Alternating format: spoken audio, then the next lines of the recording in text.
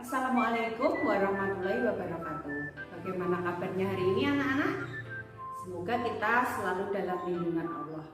Nah, anak-anak sudah pada mandi belum? Sudah pada makan? Membahas tentang makanan, apakah anak-anak pernah makan pizza? Coba kalau sudah, tahu anak-anak dari mana asalnya? Pintar. Pizza berasal dari negara Italia. Fokus pembelajaran IPS Bahasa Indonesia IPA. Tujuan pembelajaran 1. Dengan membaca, siswa mampu menyebutkan pengertian globalisasi, dampak globalisasi dengan tepat. 2. Setelah menyimak penjelasan guru, siswa mampu menyebutkan bentuk kerjasama negara ASEAN dalam bidang sosial dengan benar. 3. Setelah mendengar penjelasan guru, siswa mampu menyebutkan ciri-ciri teks eksplanasi dengan tepat. 4. Setelah mendengarkan penjelasan skema proses pembangkit listrik tenaga air atau PLTA, siswa mampu menjelaskan terjadinya energi listrik. Pengertian globalisasi. Globalisasi berasal dari bahasa Inggris yaitu globalization. Kata global berarti mendunia dan lisation berarti proses. Jadi, globalisasi diartikan sebagai proses masuknya ke ruang lingkup dunia. Proses globalisasi yang terjadi tidak lepas dari peran kemajuan ilmu pengetahuan dan teknologi. Globalisasi berpengaruh kemajuan komunikasi dan transportasi.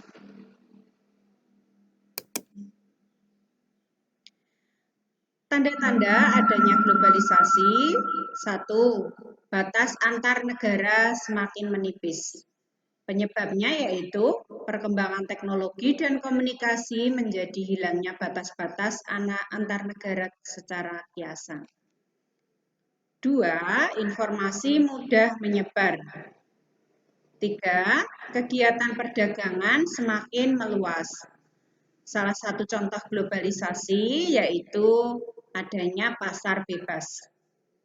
Dalam pasar bebas, kegiatan ekonomi dapat melintasi batas-batas wilayah sebuah negara. Dengan adanya pasar bebas, beragam produk dari negara lain dapat kita temui di negara kita, anak-anak. Contohnya, mobil dari Jepang, jam tangan dari Swiss, pizza dari Italia, batik dari Indonesia, pesawat terbang dari Jerman, dan susu dari Selandia Baru. Globalisasi merupakan sebuah perubahan memiliki dampak terhadap kehidupan masyarakat. Berikut dampak globalisasi. Dampak positif dari globalisasi, 1. Pola pikir masyarakat maju. 2. Kemajuan di berbagai bidang teknologi. 3. Semangat kerja meningkat. 4. Ruang sosial terbuka. 5. Terjadi pertukaran kebudayaan. 6. Terjadinya akulturasi antar budaya. 7. Terbuka produk kita ke pasar internasional. 8. Kesempatan kerja makin luas. 9. Semakin mudah akses informasi. 10. Menciptakan manusia yang profesional. Kemudian, selain dampak positif, globalisasi juga ada dampak negatifnya. 1. Hilangnya rasa nasionalisme dan patriotisme. 2. Kecenderungan hedonisme atau mencari materi. 3. Masuknya budaya asing yang tidak sesuai budaya kita. 4. Munculnya sikap individualisme. 5. Munculnya sifat kebarat-baratan. 6. Melunturnya rasa solidaritas, gotong royong, kepedulian, dan kesetiakawanan. 7. Menghambat industri dalam negeri. 8. Produk lokal dapat kalah saing. 9. Menyebabkan kesenjangan ekonomi. 10. Semakin terkikisnya budaya dari akibat masuknya budaya asing. Cara menghindari dampak negatif globalisasi.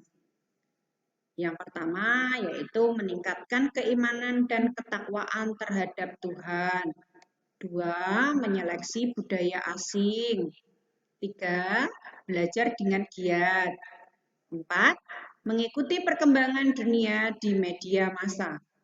5. Tetap melestarikan budaya bangsa. 6.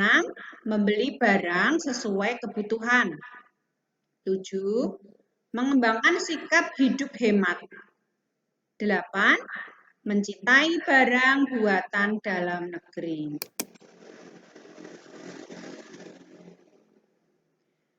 Kerjasama ASEAN di bidang sosial. Nah, anak-anak, ASEAN ini sudah kita pelajari kemarin ya. Pengertiannya yaitu Association of Southeast Asian Nations adalah organisasi geopolitik dan ekonomi yang didirikan negara-negara di Asia Tenggara. Faktor yang mempengaruhi kerjasama negara-negara ASEAN, yang pertama, kesamaan nasib dan sejarah, yaitu kita pernah dijajah, sama-sama pernah dijajah, kecuali satu negara, yaitu negara Thailand. 2. Kedekatan geografis. 3. Strategisnya letak kawasan. 4. Ilmu pengetahuan dan teknologi. Bentuk kerjasama ASEAN dalam bidang sosial. 1. Meningkatkan perlindungan sosial kepada seluruh negara-negara ASEAN. 2. Meningkatkan sarana kesehatan negara-negara ASEAN. 3. Melakukan penanggulangan bencana di negara-negara ASEAN. 4. Meningkatkan kesejahteraan sosial dan pembangunan negara-negara ASEAN. 5. Melindungi hak-hak dan keadilan sosial penduduk di ASEAN. Nah, anak-anak, di sini ada lembar kerja, anak-anak, ada bentuk kerjasama, kemudian peran Indonesia dalam hubungan kerjasama di negara Asia Tenggara. Contohnya, sudah Bu Guru kasih contoh 1, misalnya, melindungi hak-hak dan keadilan. Peran Indonesia yaitu perlindungan terhadap anak-anak cacat. Nanti anak-anak lengkapi sendiri sampai nomor 7. Ya, kemudian gue nilai. Ayo berlatih. Ayo bacalah teks berikut dengan seksama. Anak-anak, coba kita lihat di sini ada pembangkit listrik tenaga air, ada gambarnya seperti ini. Ini adalah sebuah dam atau bendungan. Coba kita baca bacaan yang berjudul Pembangkit Listrik Tenaga Air. Penemuan listrik mempunyai pengaruh yang besar terhadap proses globalisasi. Pengaruh listrik terhadap globalisasi yaitu memberikan peran yang sangat besar terhadap akses informasi ke berbagai belahan dunia. Dengan adanya listrik, arus informasi dengan cepat bisa diakses oleh warga di berbagai penjuru dunia. Beragam benda elektronik yang berperan terhadap terjadinya globalisasi, antara lain televisi, radio, telepon genggam, dan internet melalui media komputer. Semua benda-benda tersebut menggunakan listrik sebagai sumber energinya. Kebutuhan akan listrik kemudian menjadi suatu hal yang harus dipenuhi bagi semua negara di era globalisasi saat ini. Pembangkit listrik tenaga air atau PLTA adalah salah satu pembangkit listrik yang memanfaatkan aliran air untuk diubah menjadi energi listrik. Energi listrik yang dibangkitkan ini biasa disebut sebagai hidroelektrik. Komponen utama pembangkit listrik tenaga air atau PLTA adalah turbin dan generator. Turbin tersebut harus bergerak untuk menggerakkan energi gerak yang kemudian diubah menjadi energi listrik oleh generator. Dalam menghasilkan tenaga listrik, PLTA memiliki berbagai tahap kerja. Pertama, aliran air dari waduk, bendungan, sungai, maupun air terjun sebagai sumber energi masuk melalui pintu yang diatur katup pengaman. Air kemudian masuk ke tangki pengaman tekanan. Air di dalam pipa pesat mengalirkan dan mengarahkan air ke turbin melalui katup pengatur tekanan untuk mendapatkan tekanan energi yang besar. Energi potensial air kemudian menggerakkan turbin. Kedua, gerakan turbin akan menggerakkan generator. Oleh generator, energi gerak tersebut diubah menjadi energi listrik. Ketiga, energi listrik dari generator kemudian diatur kapasitas tegangannya dan dialirkan oleh transformer. Energi listrik kemudian dibagikan ke konsumen oleh saluran transmisi. Komponen utama sebuah pembangkit listrik adalah turbin dan generator. Selain itu, air, energi gerak turbin juga bisa didapat dari angin, PLTB, panas bumi, PLTU, dan sumber energi lainnya. Adakah sumber di daerahmu yang bisa digunakan sebagai pembangkit energi listrik? Nah, coba anak-anak kita jawab dari bacaan yang kita baca tadi. 1. Apa yang dimaksud dengan teks eksplanasi? Nah, kemarin kita sudah belajar teks eksplanasi itu, yaitu teks yang berisi tentang proses terjadinya suatu hal. 2. Berdasarkan ciri-cirinya, apakah teks tersebut termasuk teks eksplanasi? Jawabannya adalah ya, karena berisi tentang proses terjadinya energi listrik.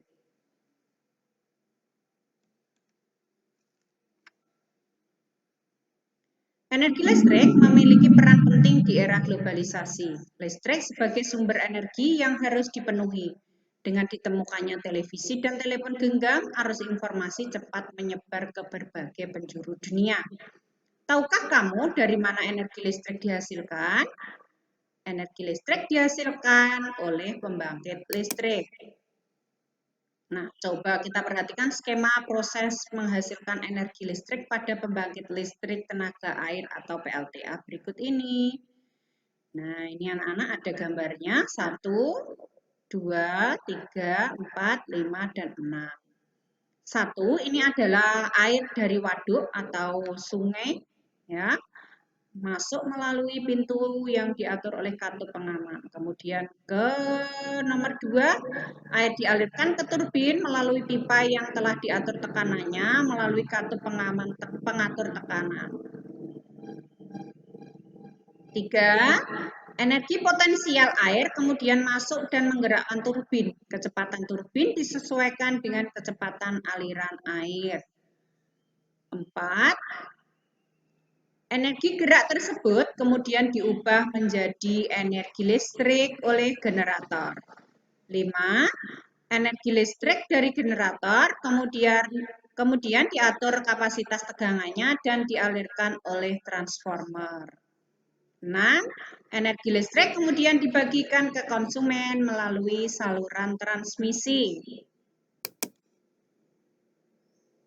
Nah, sekarang pembangkit listrik mikrohidro, yaitu pembangkit listrik yang dibuat mandiri, biasanya hanya untuk memenuhi desa tertentu, karena belum teraliri listrik dari pemerintah. Coba anak-anak kita amati gambar pembangkit listrik mikrohidro berikut ini. Di sini kita lihat ada aliran air yang sangat deras ya. A, B, C, D, dan E. Kita disuruh melengkapi. Anak-anak tuliskan komponen utama pada pembangkit listrik. Nah, A tadi aliran sungai, kemudian B kincir air, C turbin, D generator, dan E adalah transformer. Dari pembelajaran tadi anak-anak dapat kita simpulkan dengan adanya globalisasi kita harus dapat menggunakan ilmu pengetahuan dan teknologi dengan bijak. Kemudian kita harus mampu menyaring kebudayaan asing yang tidak sesuai dengan kebudayaan kita. Jangan lupa anak-anak, evaluasi pembelajaran 1 dikerjakan. Kita akhiri pembelajaran hari ini. Wassalamualaikum warahmatullahi wabarakatuh.